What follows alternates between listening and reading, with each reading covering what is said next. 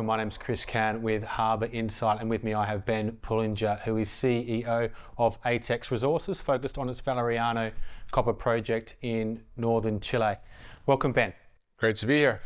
Ben, I wanted to talk to you about approaches to drilling, and I understand Valeriano, it's a deep deposit and you're doing some fairly innovative things with the drill rig at the moment. Can you just give us a bit of insight into what's happening on the ground there? Yeah, let's unpack that a little bit because there's a couple of things there. One, deep, it's all relative, right? In terms of, basically we're drilling from the top of a ridge at 4,200 meters. The top of that mineralization basically sits on either side. The valley's kind of incised down to like 3,800 meters.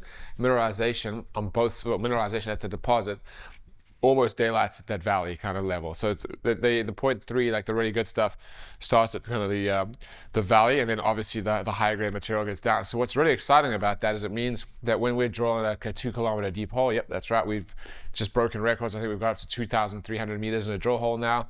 You're looking at like 70 to 80% of that hole is mineralized. So think about the value in terms of, and these are big numbers, and like I think a year ago when we were running around talking about drilling these holes as a smaller junior company, these are eye-watering numbers. Like each hole costs about $2 million. But when you do the math on that, like the 200 meter area of influence, you're adding like $600 million of in situ metal for every $2 million invested. So the return on investment on this drilling is spectacular. Then you look at how can we be more efficient, especially in a place like Chile where surface disturbance is a sensitivity and you want to be faster. And yeah, there is a gap kind of like from the top of the ridge down to where mineralization starts that we don't want to have to drill through every time. And so we made the conscious decision on the third phase of drilling to go out and find somebody that could do directional drilling. And it was very lucky that this happened to, like the best guys in the world right now, I think, at this are guys that I've worked with in the past. Geodrill out of Ghana. I imported them to Burkina Faso. They have a subsidiary in Peru called Recon, and we imported them to Chile for this job. They've gone from 2 drill rigs 3 years ago to I think 14 drill rigs in country now. They are seeing a lot of people adopting directional drilling based on our success. And what it really does, it's like oil and gas technology that allows you to come out and like basically Christmas tree out of existing drill holes, get better production, not have to drill that top 1,000 meters, get better efficiency, more efficient, more creative in terms of where you can put those holes, and really just bend that drill steel and get things into areas that you want to target. And it's been a game changer for the project. I mean, in phase 5, we put out a drill hole, hole 23A. Was 1,220 meters at 0.91% copper equivalent. The hole was mineralized from top to bottom and came out at I think 400 or 500 meters, maybe a bit deeper, 600 meters out of an existing hole that we drilled 3 years ago.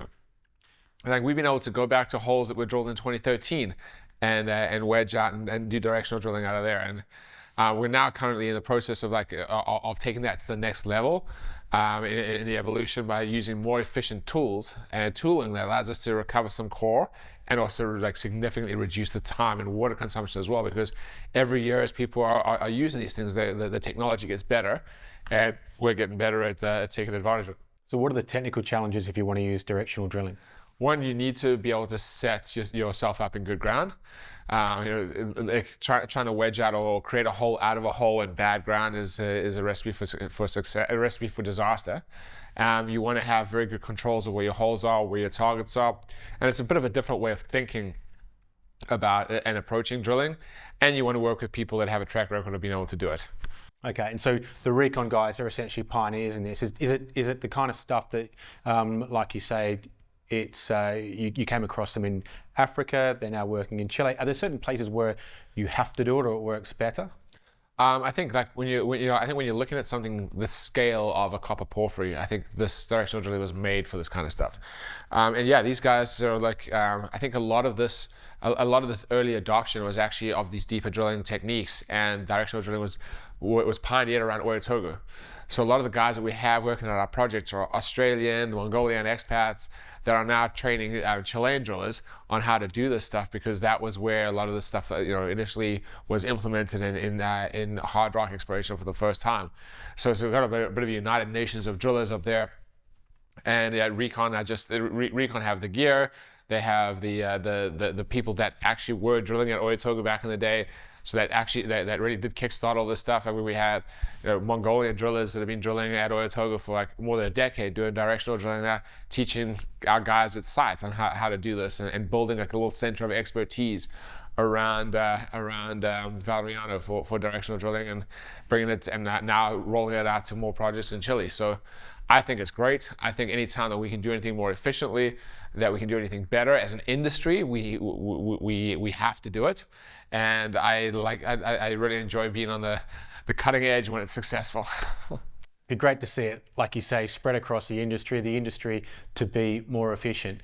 Is it a case of once you have, like you say, that infrastructure or the technology, the kit to get that kind of thing done, then you're away, you can do it pretty much anywhere? Or do you need to have the right people who have that skill set that can actually execute? I think it's a very, very expertise driven, like good expertise, good outcome. And I think, we've seen a lot of people have tried it in different ways with different projects around the world, and it's worked with limited success. We have achieved 100% completion in all our drill holes with these guys. So like we are very, like, again, we see them as a contractor, but as a partner. Without Recon and the work that they've done on our project, and the work obviously we've done using their data, like it's a very hand-in-glove existence. Like you can't have one without the other. So they are truly our partner, and like their success is our success. And between like our understanding of the data that we collect from the core and their ability to get us that data, this project gets better every day. Are you able to compare what you would have achieved, or the efficiencies of what you would have achieved if you had been using conventional drilling versus directional drilling, or is that kind of like apples and oranges? No, it's actually really easy. I mean, because like all you do is you basically figure out where you cut, where you form your daughter hole out of the parent hole, and you just calculate the top stat holes. And I think for our last program, we drilled just over 12,000 meters. It was the equivalent of 16,000 meters of conventional drilling.